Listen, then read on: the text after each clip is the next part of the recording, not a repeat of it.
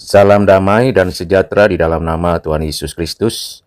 Firman Tuhan hari ini dari Mazmur 116 ayat 1 sampai dengan ayat yang ke-9. Demikianlah firman Tuhan. Aku mengasihi Tuhan sebab Ia mendengarkan suaraku dan permohonanku. Sebab Ia menyendengkan telinganya kepadaku.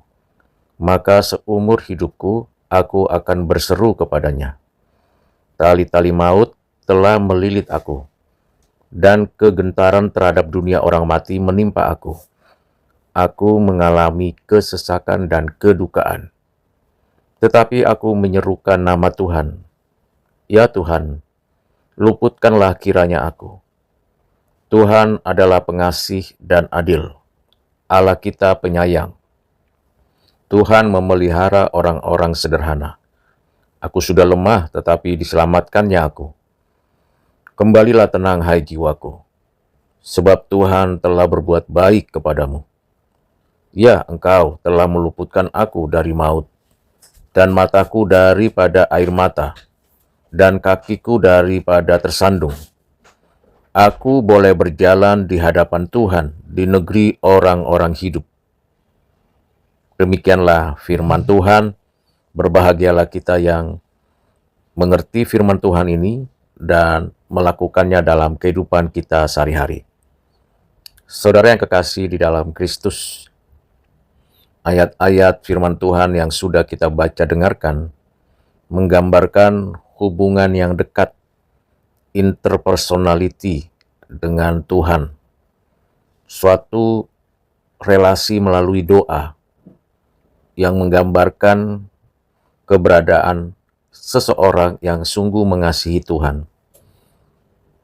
Ia meyakini bahwa Tuhan senantiasa mendengar doanya, mengerti perasaannya, dan memahami pergumulan dalam hidupnya. Karena memang pemazmur sedang mengungkapkan kondisinya yang sedang seperti ada di antara dunia orang mati. Karena pemazmur sedang mengalami kesesakan dan kedukaan. Pemazmur meminta belas kasihan Tuhan agar kiranya diluputkan dari kesesakan itu, dari kedukaan itu. Kondisinya memang sungguh menyedihkan dan memberikan sebuah pemahaman yang tidak mudah untuk dimengerti orang lain.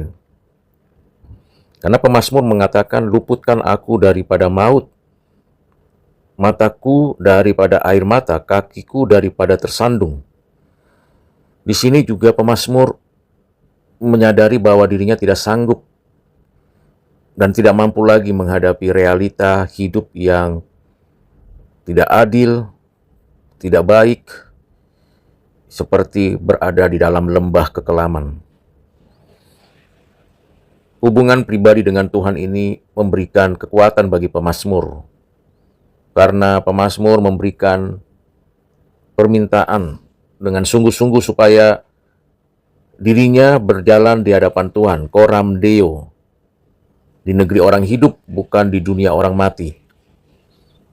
Sesungguhnya kita pun demikian. Kita di dunia ini, dalam perjalanan hidup kita berada di tengah-tengah dunia yang kebanyakan orang-orang yang kita jumpai adalah orang-orang yang tidak memiliki hubungan pribadi dengan Tuhan. Mati rohani, seperti itu. Dampaknya ya kita bisa melihat bagaimana adanya kesulitan, kesesakan, kedukaan, ketidakadilan, penderitaan, dan itu bisa mengena kepada setiap orang percaya. Seperti yang diungkapkan oleh Rasul Paulus, bahwa setiap makhluk sama-sama mengeluh. Dan bahkan kita dalam pemberitaan Injil Kristus kepada banyak orang pun, kita dikaruniai penderitaan untuk menanggung kesulitan, supaya nama Tuhan yang ditinggikan. Pemazmur yang mengasihi Tuhan adalah pemazmur yang sungguh-sungguh mau hidup di dunia orang hidup di hadapan Tuhan. Tidak mau bergaul dengan orang-orang dunia dan duniawi. Namun tidak mudah berhadapan dengan situasi di bumi ini. Makin hari makin terlihat jelas kejahatan, ketidakadilan. Di sini pemazmur mengungkapkan juga pengalaman menikmati kebaikan Allah yang senantiasa mendengarkan suara dan permohonannya. Pemazmur bertekad untuk senantiasa berkomitmen mengasihi Allah. Allah yang baik, yang selama-lamanya baik. Ia tidak lupa berdoa meminta kepada Tuhan, baik senang maupun susah. Bersyukur seumur hidupnya. Bagi kita yang belum pernah atau tidak lagi pernah mengalami kesulitan, penderitaan, kesesakan, mungkin Mazmur ini seringkali diabaikan. Padahal dalam susah senang, bahagia maupun menderita, kita tetap memiliki satu kesempatan terus untuk menikmati kebaikan Tuhan, bersyukur, berdoa, karena Tuhan pengasih dan adil. Kita tidak putus asa dalam menghadapi dunia ini. Pemazmur mengungkapkan pengalamannya yang menunjukkan kesusahannya. Bagaimana tidak diungkapkannya duka citanya, kesesakannya, kegentarannya, kekhawatirannya. Dalam permasalahannya, pemazmur tidak berhenti pada pergumulan kesulitan itu, tapi dia mengarahkan beralih dari penderitaannya kepada Allah yang baik, Allah yang mengasihinya. Kalau kita belajar dari hal tersebut, maka kita dengan sungguh-sungguh mengalihkan semua pergumulan kita tidak mengabaikannya atau menganggap sepi kesulitan kita, namun kita tidak bercokol pada kesulitan itu, tak apapun kesulitan kita, tapi kita melangkah maju ke hadapan Tuhan, karena Tuhan yang mendorong mengarahkan kita kepadanya. Kita tidak mengeraskan hati, kita meminta pemeliharaan Tuhan.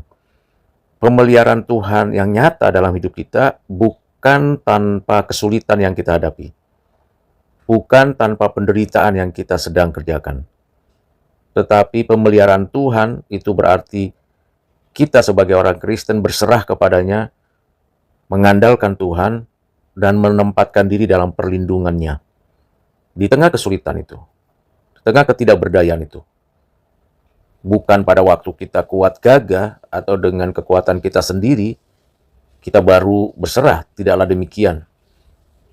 Kita meminta Tuhan menyelamatkan diri kita, meluputkan kita dari kematian, meluputkan kita dari air mata, meluputkan kita dari kesulitan supaya Tuhanlah yang memegang tangan kita.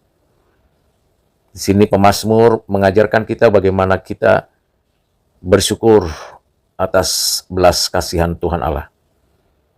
Kiranya kita kembali tenang, beristirahat dengan tenang di dalam Tuhan, sehingga kita tidak mengalami kegelisahan, walaupun beban berat itu terjadi.